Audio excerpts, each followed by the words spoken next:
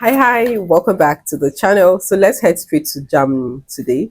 A subscriber of mine sent a couple of links via one of my German video I reacted on, and we're going to be checking one of the links today. And this is Northern Germany meets the Germans road trip part one. So we have like three more to go, right? Let's see how this one is going to turn out to be though.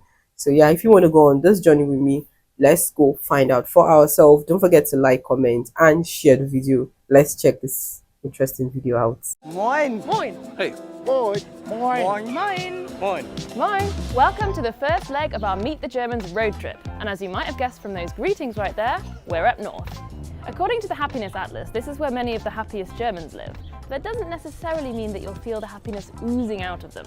The Northerners are known for their cool approach and for being people of few words. Moin doesn't actually mean morning. It's thought to come from the Low German for good, and it can be used as a greeting at any time of day. You might also hear moin moin, but in some areas that's thought to be over the top. For our jaunt around northern Germany, we'll be visiting the states of Mecklenburg-Vorpommern, Schleswig-Holstein and Niedersachsen, as well as two of Germany's three city-states, Hamburg and Bremen.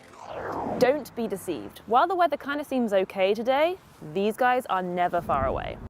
So first of all, before we get into the video properly, the greeting moi, it sounds similar to that of the Finnish people, because I know they always greet moi, right? It sounds similar. Correct me though if I'm wrong. To describe the typical northern weather, let's use some local terminology. Schmuddelwetter, essentially dirty weather, or Schietwetter. Yes, that's weather that's, well, sheet. So we're talking cold, wet, and with a good dose of wind. And what does the north of Germany actually look like? Well, it's pretty flat and pretty green. There's more than 1,500 kilometers of coastline as well as many islands. More than half the land in the north is used for agriculture. There are various large companies based here, for example car and ship manufacturers, and tourism plays a big part in the coastal economy. The northeastern state of Mecklenburg-Vorpommern is the least densely populated state in Germany, with just 69 people per square kilometre. But what it lacks in people, it makes up for in lakes. In fact, it boasts Europe's largest landlocked lake district.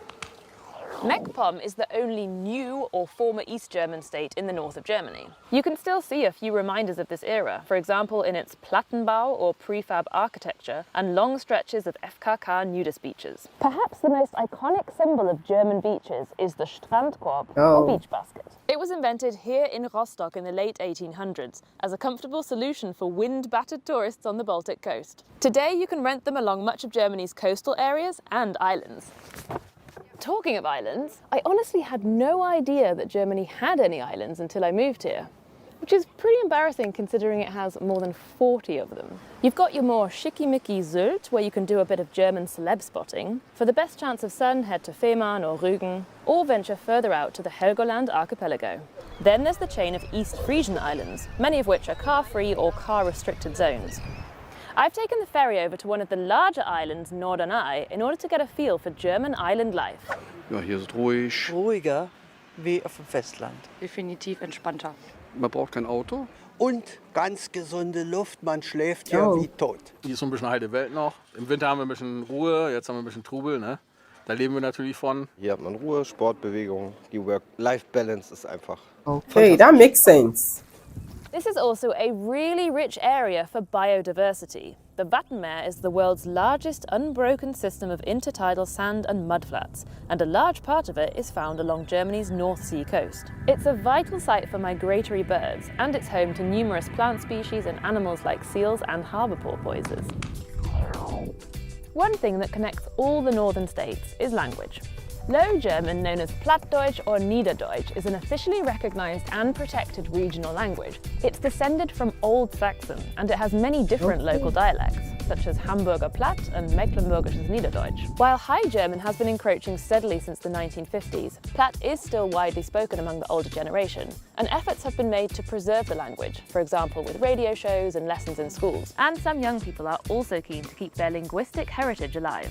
Moin Leeflu. Moin Leeflu. Moin Leeflu. Ik ben Dieke en vandaag werd ik Plattdeutsch Dunnendag. Ja, ik ben Dieke. Ik ben 22 Jahre alt. Ich komme aus Auerk oder aus Südbrockmanland in der Nähe von Auerk und mittlerweile lebe ich hier auf der Insel nach der Nähe. Ich glaube, das Plattdeutsche ist einfach wirklich super natürlich und es wird einfach frei Schnauze geredet und selbst die bösesten Schimpfwörter klingen Are you lustig serious?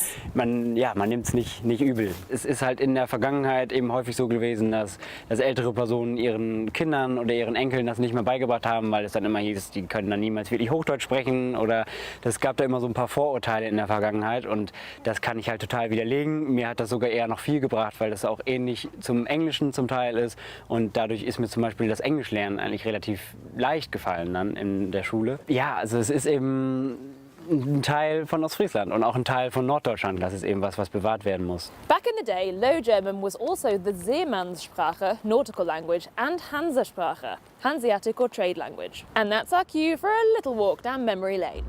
The Hanseatic League was an organisation of merchant guilds, ports and market towns that dominated trade in Northern Europe from the 13th to the 15th century. And it all began here in northern Germany. Hanse was a medieval German word for guild or association, and the Hanseatic League was set up in order to protect mutual trading interests, from tax arrangements to defence against pirates. Lübeck and Schleswig-Holstein had easy access to both the North and Baltic seas. It was the hub of the Hanseatic League and one of the most important trading posts in Northern Europe. Many northern cities like Lübeck, Wismar or Stralsund still wear their Hansestadt or Hanseatic city titles with pride. Have you ever wondered why cars registered in Hamburg have HH number plates? That stands for Hansestadt Okay. Hamburg. And here we are in Germany's second largest city. It boasts the third largest harbour in Europe, the largest warehouse district in the world, way more bridges than Venice, and more than 100 swans, a symbol of the city's historical sovereign status. This northern metropolis is also known for Its Reeperbahn red light district, its striking Elbphilharmonie concert hall, and fish, fish, fish. Hamburg is also the youngest German state, with an average age of just over 42. Incidentally, red brick architecture, particularly Backstein Gothic or brick Gothic, is typical of northern Germany, which lacks sufficient natural supplies of building stone. Anyway, back to the fish. Unsurprisingly, seafood is a staple of northern cuisine. An absolute classic is Matjes, soused herring. Other traditional dishes up north include Kohl und Pinkel, that's kale and smoked sausage, and various hearty soups and stews.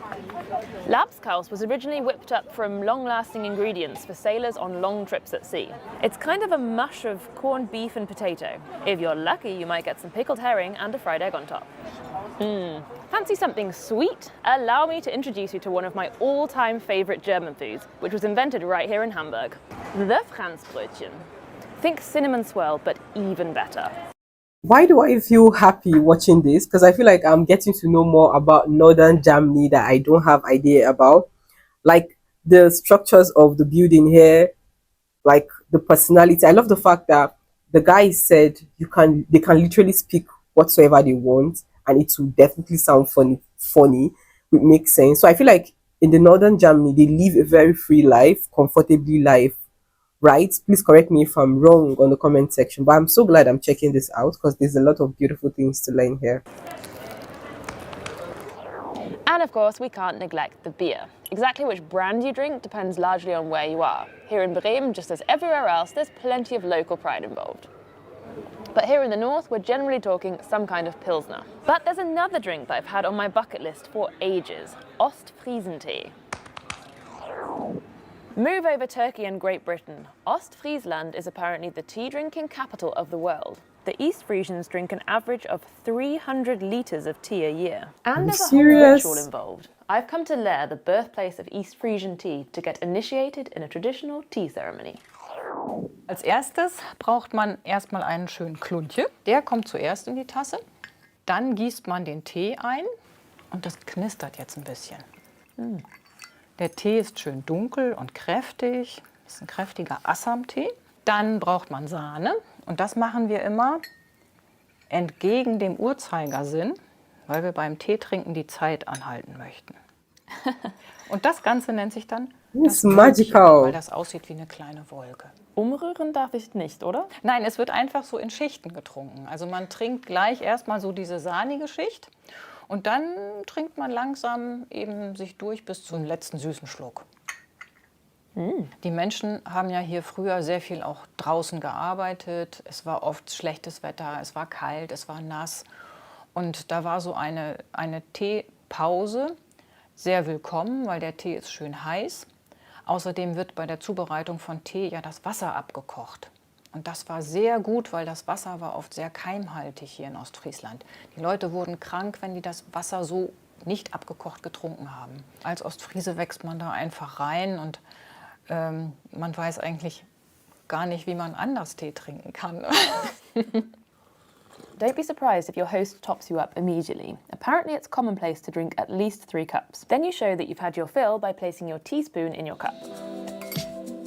Please leave your top tips for Northern Germany in the comments, and I'll see you soon as the Meet the Germans road. So I can't wait to check more of the German road trips because I'm going to be checking the east part, the west, the south, right? So this is just the north. So please let me know if you enjoy this and if you want to see more, right? Let me know in the comment section. Thank you, and this was an interesting watch for me. See you guys in my next